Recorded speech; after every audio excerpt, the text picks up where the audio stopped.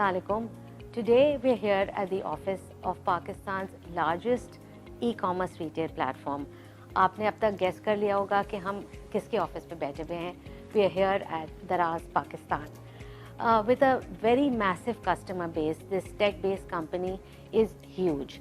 And when we think about women in leading positions, especially in the tech sector in Pakistan, very few names come to mind. So we're very excited today to be sitting next to Arusha Imtiaz, who is the Chief Commercial Officer at Daraz Pakistan. Welcome to our Leader series, Arusha. Excited to be here. Thank you for having me. No, it's always great to speak to some really inspiring women.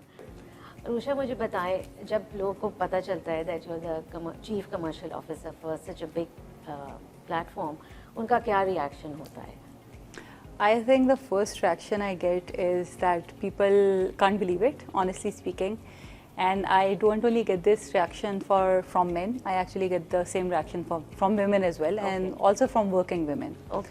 So I think generally tech, and then on top of that being leading a commercial department, which is a sales-driven department, this is not something that you see that often, not only in Pakistan but outside of Pakistan as well. Arusha, obviously, next सवाल आता है कि why this position और आपको किस चीज़ ने motivate किया? What was your journey like? So I think my journey has been relatively smooth, and it has been relatively smooth because I think the company I'm working for, Daraz specifically, is not a company that only talks about women empowerment, it actually believes in it. Okay. So I wasn't the first female chief commercial officer. The chief commercial officer before me was also a female. Okay. And I think if you look at, Daraz operates in 5 countries. अगर आप श्रीलंका की बात करें, श्रीलंका में भी हमारी जो पहले चीफ कमर्शियल ऑफिसर थी वो एक खातून थी. हम नेपाल में भी ऑपरेट करते हैं और नेपाल में हमारी जो मैनेजिंग डायरेक्टर हैं, she is a female as well. So generally Daraz ऐसी एक ऑर्गेनाइजेशन है that strongly believes in the value that female leaders bring onto the table, and they have actually put women leaders in very core departments and in very core positions, not only with me but historically as well. So I think that was one of the elements why I did not have to face, I would say, a lot of challenges. I think the Daraz ka culture generally ऐसा है कि as long as you're good, you're smart, you have good ownership, then regardless of whether you're a female or a male, you can grow. And there are no as such biases.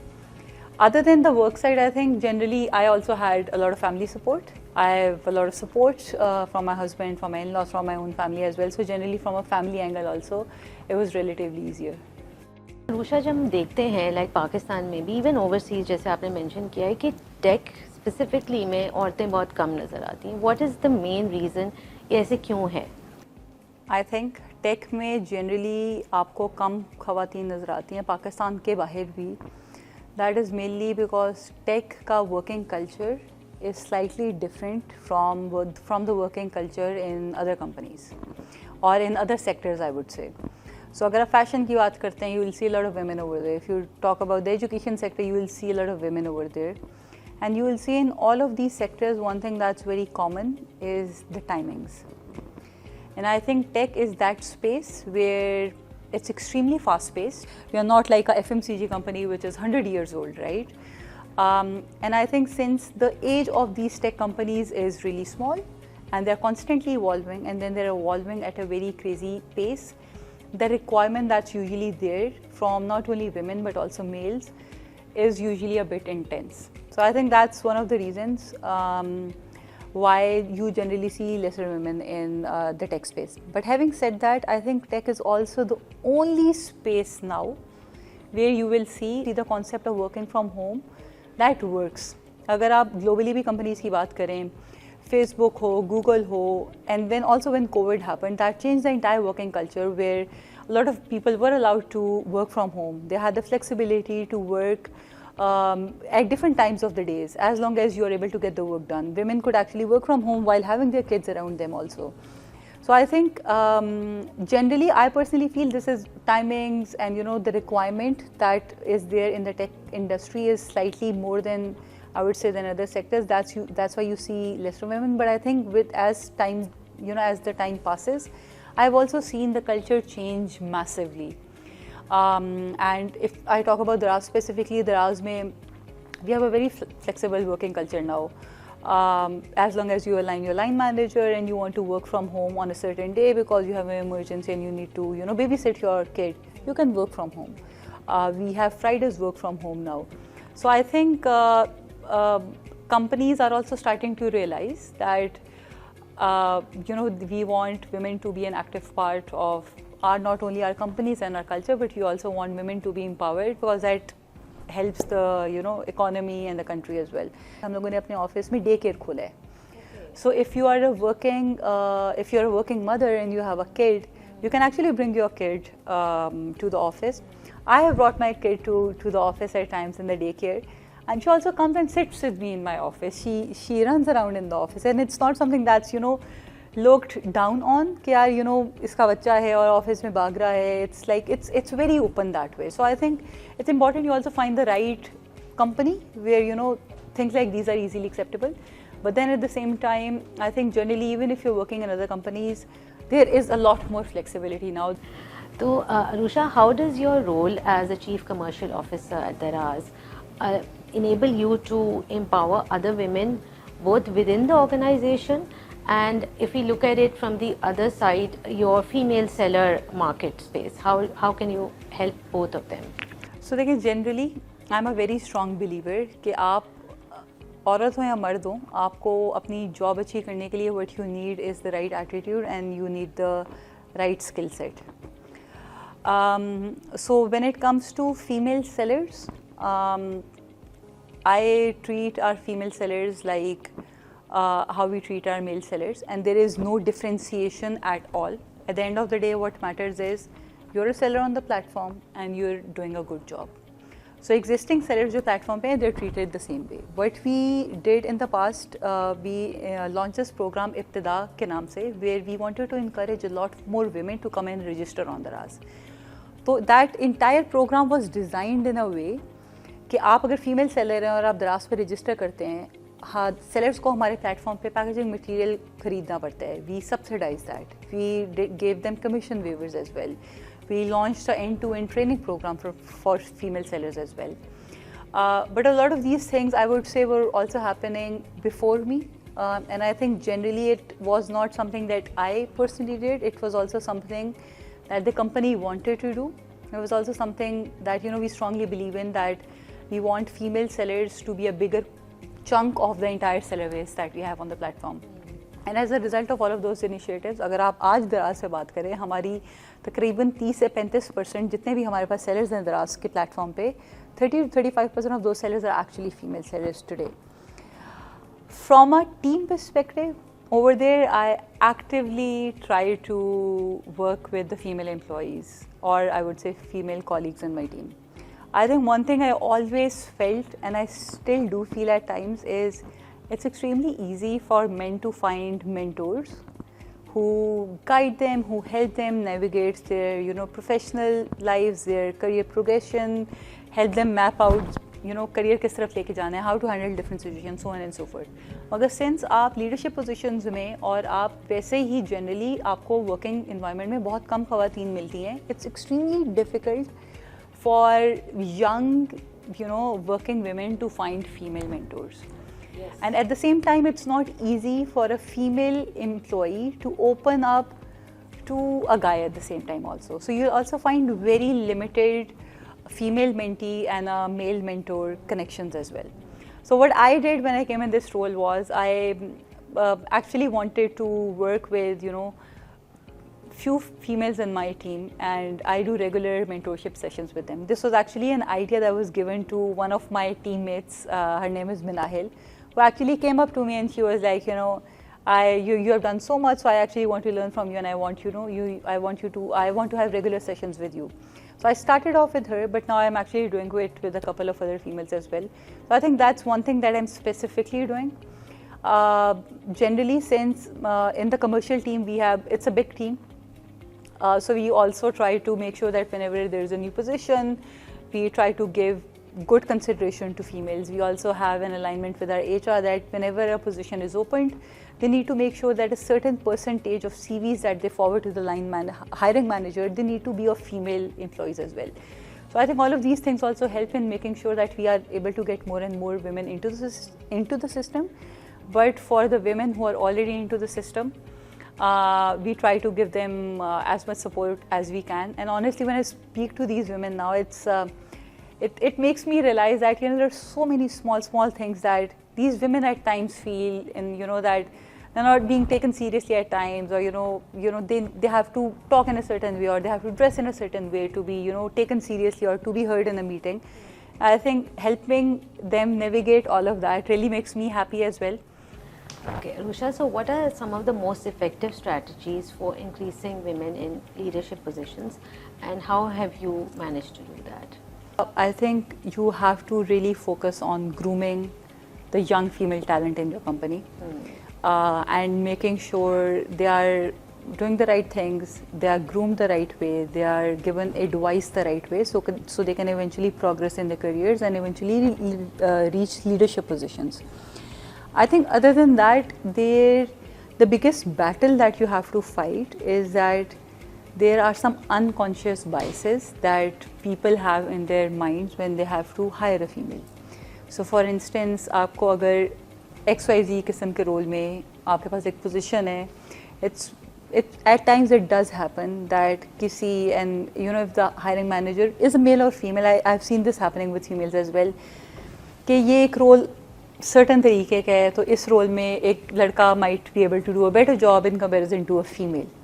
And I think this bias is the most difficult thing to solve for, because this is something that goes on in people's minds, and this is not always spoken of very openly, right? So let's say you have a HR agenda कि आप कितनी CVs भेजनी है और हर team ने एक certain quota भी maintain करना है, but the person in his mind still has that कि यार मुझे अगर इस position में role hire करना है तो ये इसमें इतना working hours required होंगे, इसमें इतना flexibility शायद थोड़ी सी कम हो, so a female might not be comfortable with it, right? So we come up with those unconscious biases in our minds, and then we also come up with the solution that a female will not be okay with it, right? Without actually giving a female a fair opportunity in an interview and asking her about it. She might actually be open to that, right? So I think there needs to be this agenda is not something that I can drive or HR can drive. This is something that you have to get all the leaders in the company to believe in, and not only the senior leadership, you also need to, because actual hiring is done by the line managers that we have in our wider teams as well, right? So it's extremely important. This thing, you talk about this thing very frequently, you talk about this thing in different forums, so people know this is important and we need to do it. And then you also give people an open forum to come to you and talk to you about it, without any judgments associated with it. So this, naturally the next question is going to follow from what you're saying. So what role can men play in advancing gender equity in the workplace? I always have a very different take on this topic, which is that for me personally, it starts at home, right? And I think men generally need to be comfortable with women working and women not working next to them in their organization. They need to be comfortable with their sisters working, they need to be comfortable with their mothers working, they need to be comfortable with their wives and daughters working. Because it's a mindset thing. It's not something that company ने एक policy बना दी है और a females hire करनी है and we're sitting next to each other and we are working. So I think my advice to men is that we generally as a country also, we are not, the economy is suffering, these are difficult times, right? And I think whenever I compare two households where both men, wife and husband, they're both working, as opposed to another family, I've usually seen, people have their own preferences, but I think generally when both of you are working, I've seen women a lot more empowered. I've seen women a lot more involved in bigger decisions in their households as well. कहाँ पे रहना है, कहाँ पर घर लेना है, बच्चों को किस स्कूल भेजना है, कल को बच्चे की शादी करनी है, किस घर में बच्चे की शादी करनी है, anything, it could be anything, right? And you will see men are generally, not only in Pakistan, globally, more vocal, more empowered, and also in a lot of cases considered a lot more superior, because they are the breadwinners of their households, right?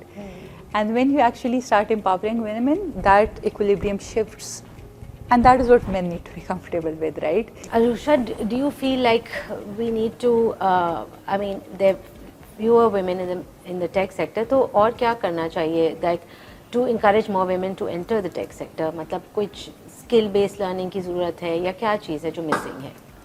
So I think when we talk about the tech space, people generally start associating it with technical roles only.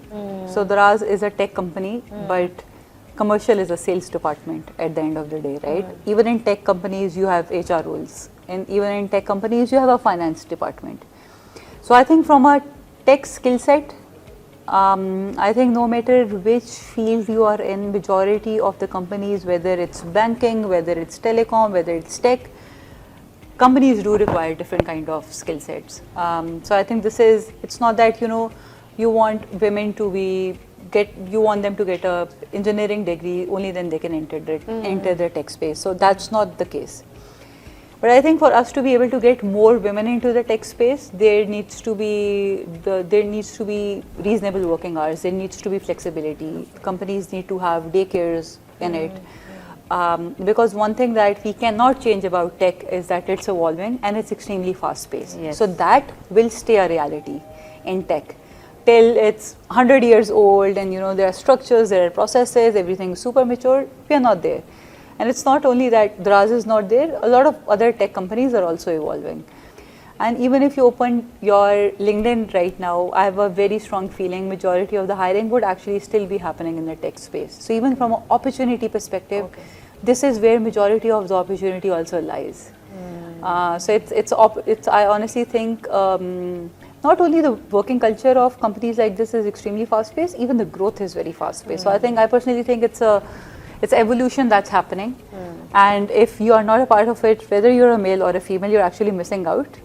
But Arusha, you are the mother to a wonderful, beautiful daughter. मुझे बताएं कि how important is it to focus on a personal well-being as well, and how do you manage? This is a question I'm sure you're asked. कि balance your work and personal life. I never realized before I actually came into this role that work-life balance is a thing. Okay. And I think it's also something that when you talk about it, and you are not actually going through a problem like that, it's very easy for people to think it's very easy. Go home, shut off. But it's not easy. So I think I have a 4-year-old daughter. So I think I am still working on it. For myself personally, I have not figured out the complete way of doing it. But I think, I personally think it's a lot about how you see things, how you manage things. It's a lot about the support system you have at work, the support system you have at your home as well. But I think at the end of the day, the most important thing from a work angle, or even from the well-being of your kids angle, the most important thing is you need to be in the right headspace. And you need to figure that out for yourself. Because if you're not doing it, you will either fail there or you will fail here. What I've personally started doing is from a work angle, it's really important that you have a good team that you can rely on. It's also very important to have a working culture where there is a bit of a flexibility in place. But generally, I think it's also about training your brain also, and also figuring out what small things like, what is it that you need to be happy. For me, it's like 2 or 3 very, very small things. I need my sleep. And I did not realize it to a point where I did become exhausted, and I also did not feel in the right headspace. But figuring out how do I get proper time to get proper, good night's sleep really helped me. Figuring out I really like having good food, figuring out how can I get good food, because I don't get the time to cook and I also don't like to cook. But we were going through a cook issue at our home, so for a very long time we were also ordering in. And that eventually, initially I liked it, but then eventually you also get tired with that, right? So figuring out small things like that, you know. And I think we underestimate these things so much. We are just so focused on being a good mom and good at your job that we completely forget about ourselves, our sleep, the food we want to eat.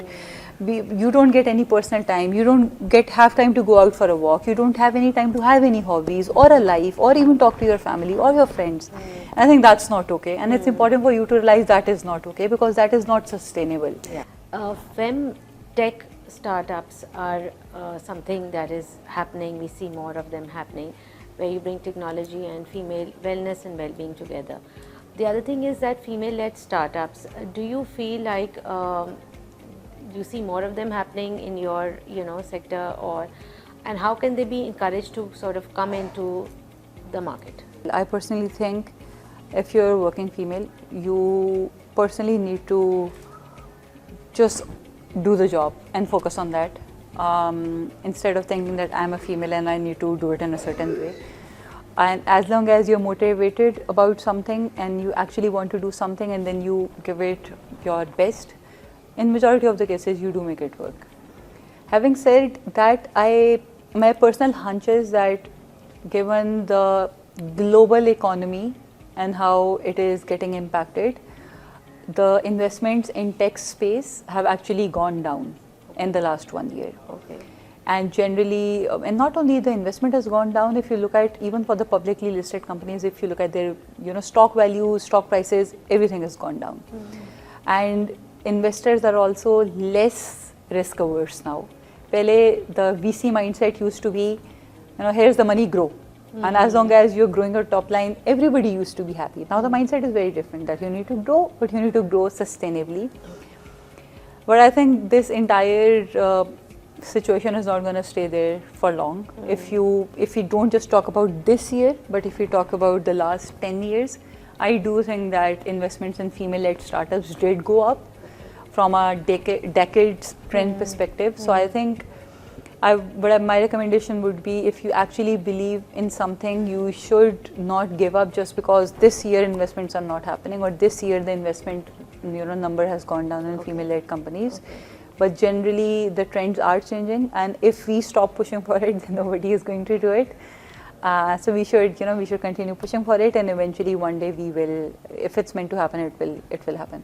Great. Thank you so much, Arusha, for talking about such important issues. You've brought so much positive energy to this conversation, and talking about opportunities, talking about how motivated you've been and how you are encouraging others through your mentorship and encouraging females in the workspace. I'm sure a lot of people are going to find this interview really helpful and insightful. And so thanks again for being part of our Leader series. Likewise, I think it was wonderful talking to you.